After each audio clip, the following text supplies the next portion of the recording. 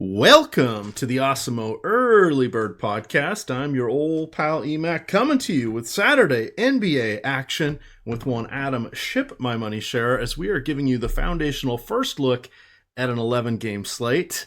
Adam, how the hell are you doing?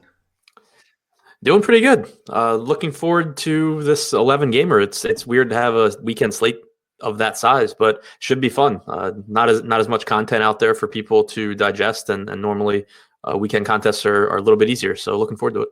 Yeah, absolutely. This should be a fun one. You will, of course, have the deep dive behind the paywall. For those of you that have not yet signed up for Awesemo, you can utilize the promo code EARLYBIRD, all one word, at checkout. Select any 1 month package and receive 50% off your first month. That does include the Fantasy Cruncher add-on if you would like to try that out as well. All right, we are not going to dilly-dally. We are going to get right into this.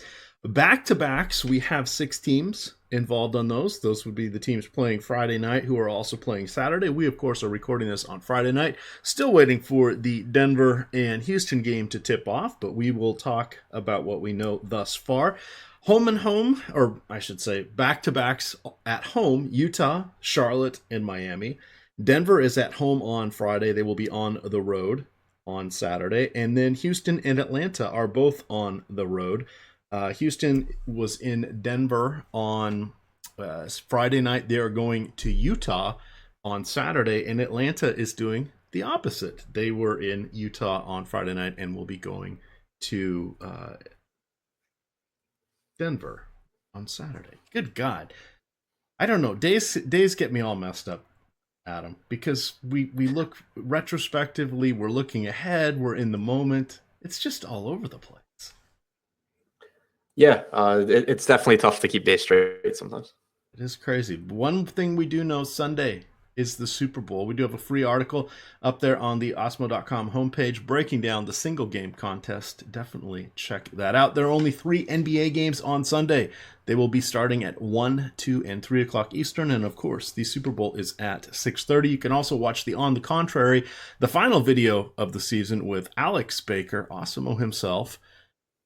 Let's see. Chris Spags is on that, and then the one and only Evan Silva. So definitely check that one out. That is on the YouTube channel and available right now. Quickly hitting the injuries because we have 22 teams in action. We have Zach LaVine questionable with an ankle. Jabari Parker is out, ruled out for personal reasons. Kojo, it's Corey Joseph, questionable with a groin injury. Tyreek Evans, questionable with a back injury. Last I heard, he was not on the trip, and they're still on the road. They will be playing in Miami. The day is the Pacers, so I suspect he is not going to play. Dougie McBuckets is doubtful with bruised ribs. We have Chris Paul on a back-to-back. The team said during his rehab that he would not be playing in back-to-backs, and of course he is playing in Denver on Friday night. We have question mark around Burke, Tim Hardaway Jr., and Courtney Lee. We have to see if that trade is going to be completed and if they will be available for the Knicks. We know that, for Dallas, we know that Luka Doncic is questionable with an ankle injury. Jamal Murray is doubtful with an ankle injury. Gary Harris, this is a back-to-back, and he was ruled out Friday night before the game started. Klay Thompson will be a game-time decision. He missed Thursday night's game with an illness. He is still sick, did not attend practice on Friday. Danilo Gallinari still out with a back injury. Rajon Rondo not on the injury list. The Lakers are going down to Golden State to take on, or I guess it would be up to Golden State, to take on the Warriors. He tweaked his ankle at the very end of the game, but sounds like that must not have been a big deal. Just do be cognizant of that. Dwayne Wade, we're calling out that he is on a back-to-back. Jeff Teague and Tyus Jones both are out with ankle injuries. Derrick Rose, questionable with an ankle injury. Otto Porter, questionable with a toe injury. DeAndre Ayton, probable with an ankle injury. Eton Moore, Julius Randle, Elfrid Payton, Anthony Davis, and Nikolai Mirotic all ruled out. Adam, we're going to have all kinds of flexibility on this 22-team player pool that we have. Yeah, going to be a lot of different ways to go here. All right, well, let's get on here. Let's give the people what they want and break it down. Give us some point guards, Adam. Yeah, so James Harden, I guess we can just may as well talk about him now. You know, it's he's going to be going without Chris Paul. He's going into Utah, which we know is a difficult matchup. It's a tough road back-to-back against Denver and then against Utah. But we've seen what Harden does without Chris Paul. He's been in a lot of difficult matchups. He's been in a lot of bad situations as far as back-to-backs and difficult matchups. It just doesn't matter. I mean, the guy's going to have close to a 50% usage rate. The assists maybe go down some since there's just no one really around for him to pass to. He misses Clint Capella in the pick and roll. But the price tag has fallen because Paul came back. Now you have Harden right back into that role that he was in, up until a few games ago. So once again, plan on playing a ton of James Harden, especially on a slate where a lot of stuff's going to open up. Looking a little bit cheaper, you have Ben Simmons coming off a phenomenal game against the Warriors, still very affordable going at Sacramento. Another appealing matchup for him. So I like that quite a bit. And then you have Jrue Holiday, who again is going to be playing without the majority of his team, going at San Antonio, which is not a great matchup, but he's just so involved in basically every aspect of the game now. I would rank him behind Ben Simmons, but I think it's pretty close between them. And if Simmons is going to have more ownership coming off that game against Golden State, then I think that Jrue is close enough that you can make that pivot. All right, let's hit a couple over-unders here. We have Atlanta and Phoenix. That's 235. Phoenix favored by a bucket at home. Philly and Sacramento. That's also 235. Philadelphia favored by a bucket on the road. This one made me chuckle, Adam. San Antonio hosting the New Orleans Pelicans. This is not a typo. I've looked at it on two sites. 231.5 over-under with the Spurs double-digit favorites. 231.5 and only one starter basically is playing for the Pelicans. Wow. There might be some hidden fantasy goodness in that game. I don't think we want to project a blowout, do we? No, we do not. All right. I had to get the joke in there at some point. We do have some mid-tier options here. Ricky Rubio he's on a back-to-back, of course, so is James Harden and company. We won't have to deal with any Chris Paul defense, but he is 6,100, and there are some trade rumors about him. Now, I don't know if he won't sit unless he's actually traded because Utah is definitely trying to win, but there are some rumors that potentially Mike Conley could be in the mix for Rubio. So just be cognizant, have a backup plan if needed. You've got Derrick White coming off a career high in scoring. I want to say he got like 26 or 27 in the last game. He has been outstanding. He, of course, does have DeMar DeRozan back in the picture, and we've got Patty Mills, Bryn Forbes, etc. He is 5,700, but he's definitely kind of making that next step where everybody thought that DeJounte Murray would be since he's out of the picture. And then, he's on the early game. There is one 5 o'clock game. I was going to say Reggie Jackson, who saved all of us the other night, but he is not on the slate. What do you like here? Let's throw Rondo in the picture. You got Rondo, Rubio, Derrick White, all kind of in that $6,000 range on DraftKings. Yeah, I mean, I still like Rondo. LeBron coming back doesn't do him any favors. It's another ball handler that dominates the ball and takes it out of Rondo's hands. It's not like Rondo's a good shooter, so he's not going to benefit from getting open looks or anything like that. But I think that it should be a fast enough paced game where he still averaged a little bit over a fantasy point per minute with LeBron this season, and he should still play big minutes. So assuming that his ankle is okay, I think he's a strong play. Derrick White, I mean, on one hand, I think that he eventually comes back down to earth, especially with DeRozan coming back, but he's still reasonably priced. He's still playing big minutes, and he has a very nice matchup against the Pelicans. I would expect that Jrue Holiday spends his time on DeMar DeRozan, which gives White a more favorable matchup as well. So I have no issue getting back to Derrick White here. All right, last guy I want to mention, Tomas Satoransky. He did mess around and got a triple-double the last time the Wizards and the Bucks squared off. He is at 5,600. Reasonable price point, but we've only seen him over 30 fantasy points once in his last 4 minutes. Will be there for him, so I don't hate him in this particular situation. Any thoughts on Satoransky or any other bargain bin ballers? I mean, the minutes are really nice. The matchup, it's a pace-up spot for Washington. Obviously, a very good Milwaukee defense, a very good Milwaukee team. Whatever Satoransky I get, I'm happy with. It's just, I think, going to be kind of tough when he's basically the same price point as Derrick White. All right. Well, last guy, and we'll use him to pivot on over here to the two guards, the shooting guards, that is. We have Jared Bayless, who looks to be seeing some big minutes once again. If we already know, of course, that Teague and Tyus Jones are out. We have a questionable leaning towards doubtful Derrick Rose. Bayless played 43 minutes in the last game, career, and that was an overtime. But he did have a career high 12 assists. Since everybody has gone out with injury, he has played 43, 37, 40, 30 minutes. That's pretty solid. We know he averages about 0.8 fantasy points per minute, but if he's going to get that kind of a load, Adam, against Denver at 5,400, I'm going to consider him. Thoughts as we start in on the shooting guards?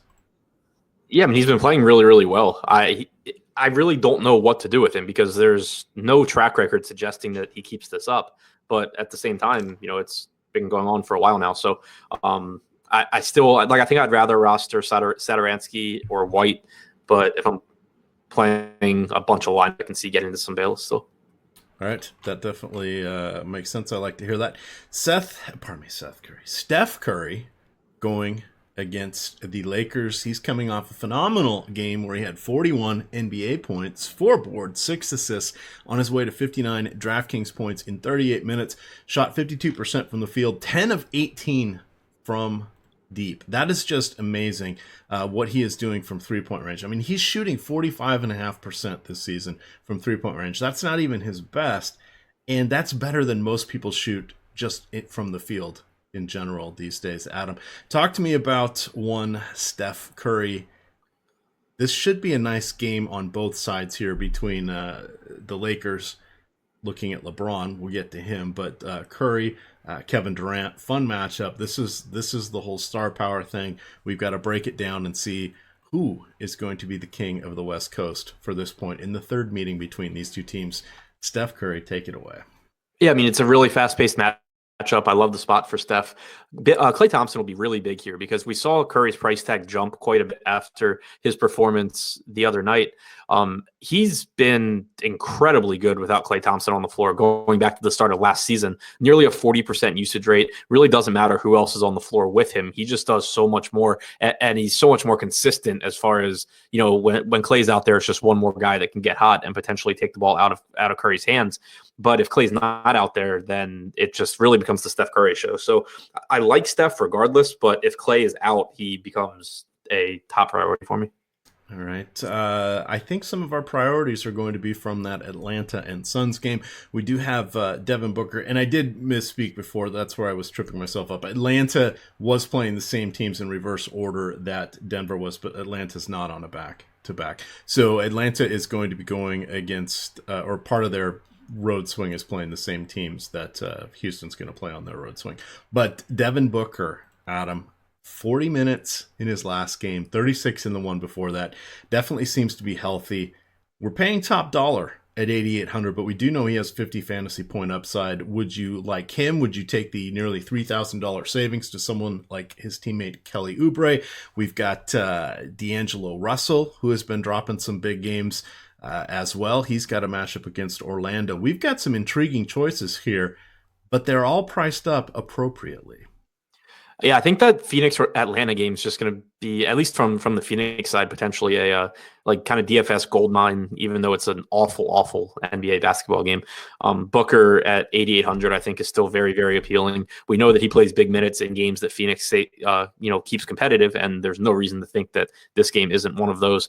So I like Booker quite a bit. I would prefer him by a little bit to D'Angelo Russell. Russell, I think, is a perfectly fine play, but I would give the edge to Booker.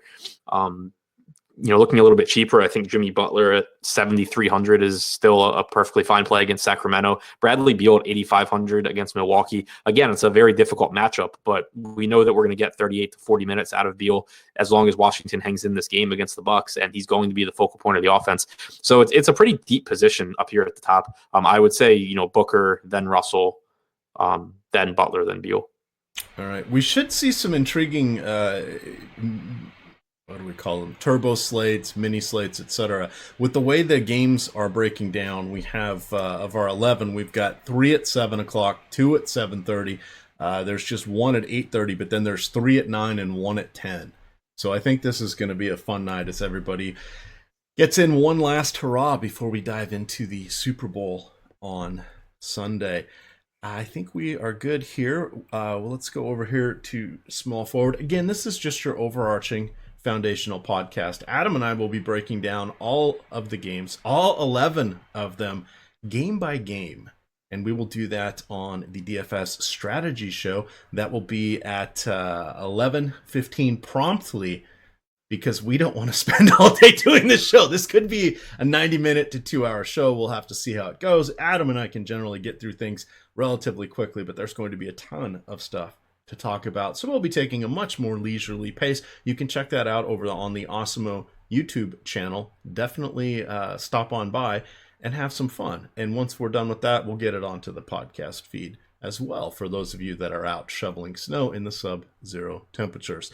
Small forwards, Adam, we have Giannis Antetokounmpo going against the Washington Wizards. He sat out their last game, so he has not faced them yet this year, but he is coming off a fine stretch of games where he is just hitting 50 fantasy points with regularity. That makes sense because he's averaging 56 fantasy points on the year. 10,900. A little bit of a discount there to Harden. We've already talked about Harden, but would this be a direct tournament pivot for you going to Antetokounmpo?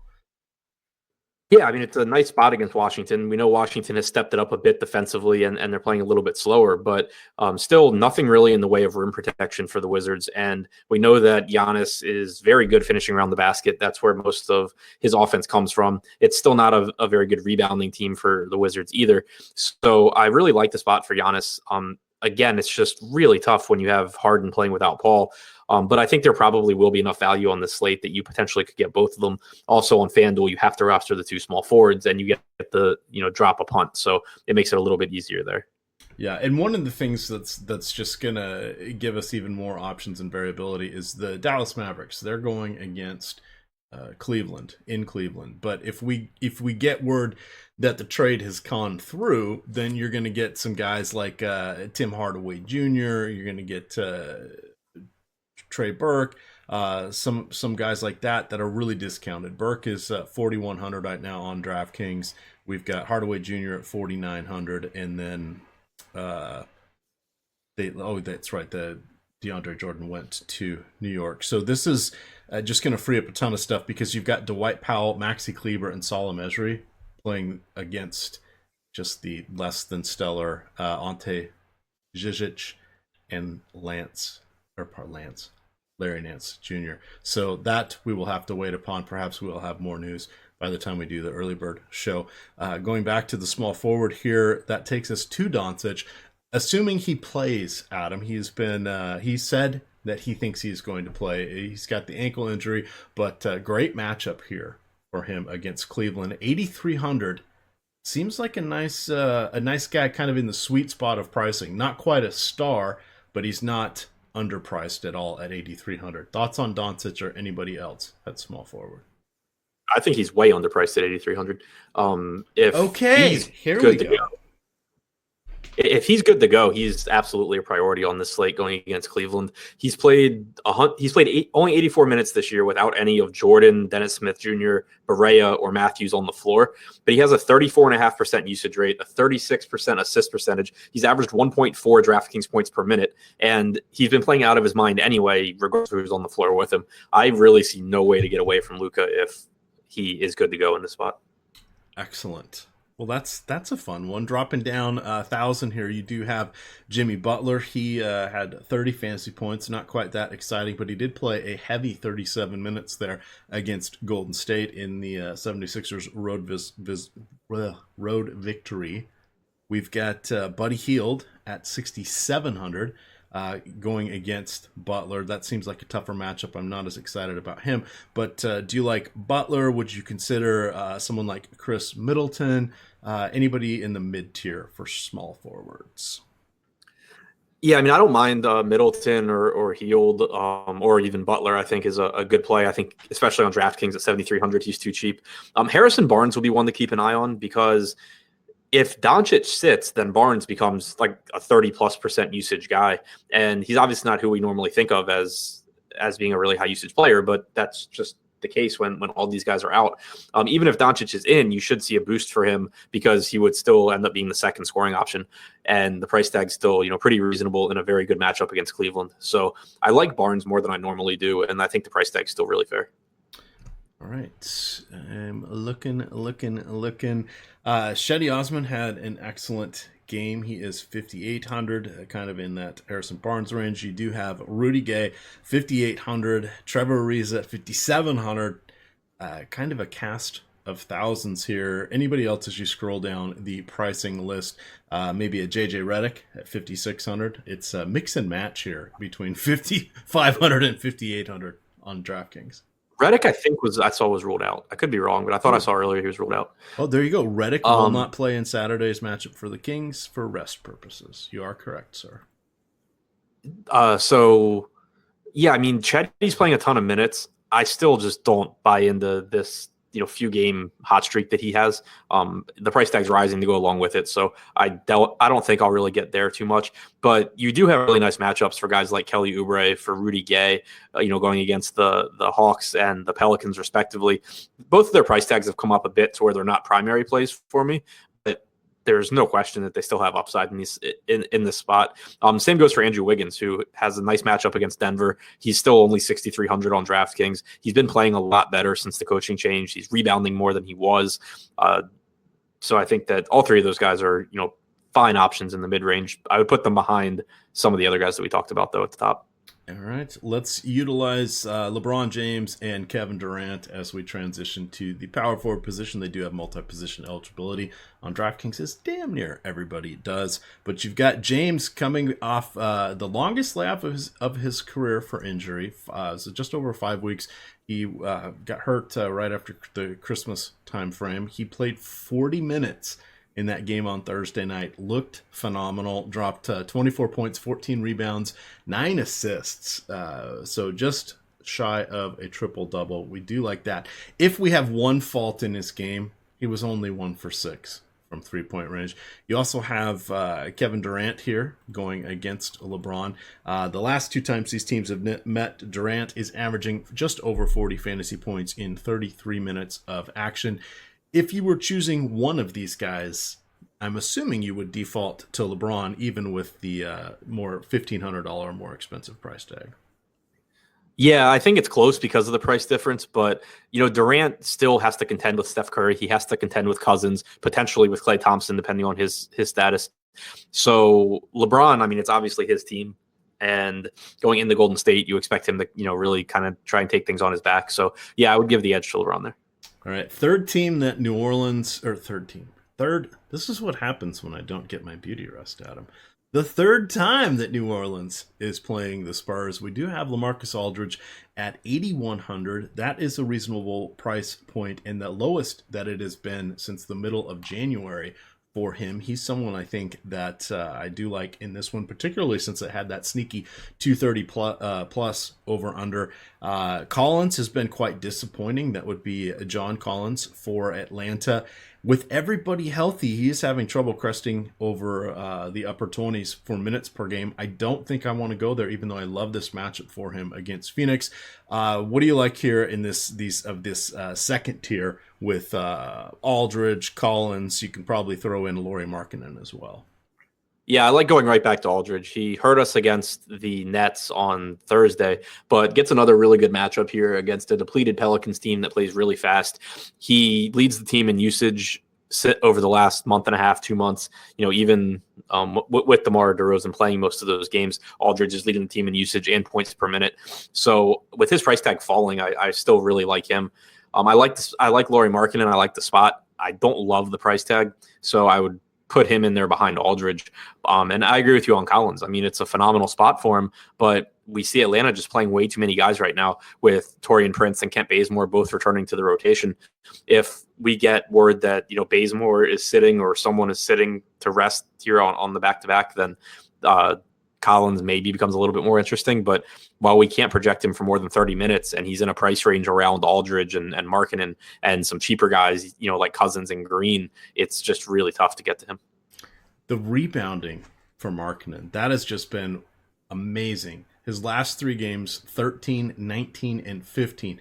Prior to that, the rest of the season, he only had 5 games of 10 or more rebounds. He, of course, will benefit not having to worry about Jabari Parker taking any minutes away from him. So that one is going to be interesting. You are right that the price has crested up there, but if he continues on this torrid rebounding streak, I want to get a piece of that.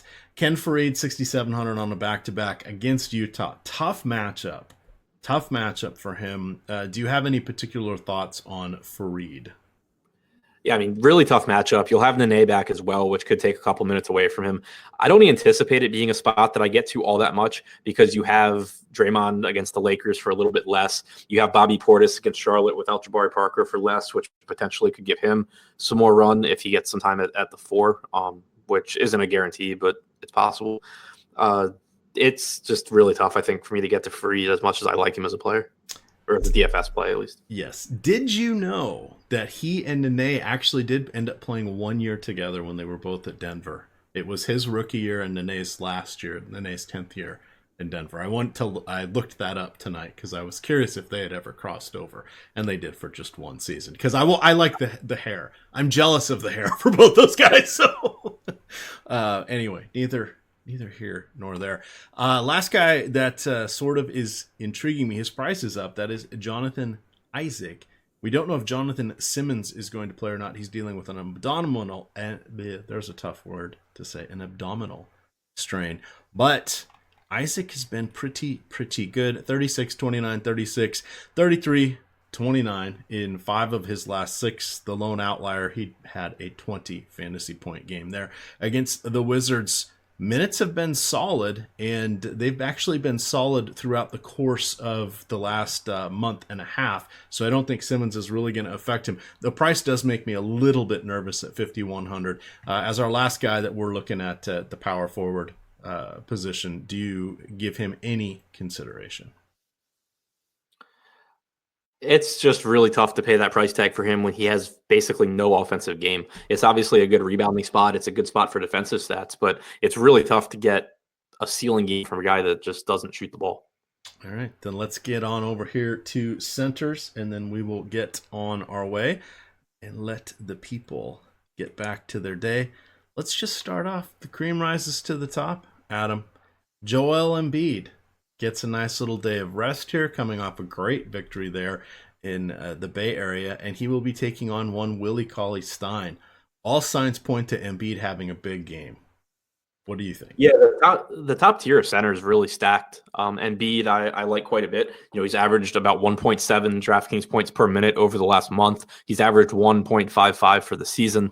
Obviously, just a really good player going into a nice spot against the Sacramento team that plays at a reasonably fast pace, as do the Sixers, give up plenty of rebounds. There's nothing to make me think that Embiid doesn't have a ton of success here. The only thing that makes me say that I probably won't have 80% Embiid or something like that is the fact that you have Vucevic, Towns, Jokic, all in that price range, all in favorable matchups as well. Yes, indeed. Rudy Gobert is there. A ton of the guys we talked about at power forward. Oh, here's one. Jahlil Okafor. Who knew he would be 7,000 and playing a somewhat promising, I guess promising is the right word, DFS role here with the very depleted New Orleans Pelicans. 31 minutes in his last game, just 26 fantasy points. A little disappointing, but he was having to deal with guarding Nikola Jokic. He did get 5 personal fouls that curtailed his action somewhat. Do you dare risk Okafor at 7,000 against the Spurs?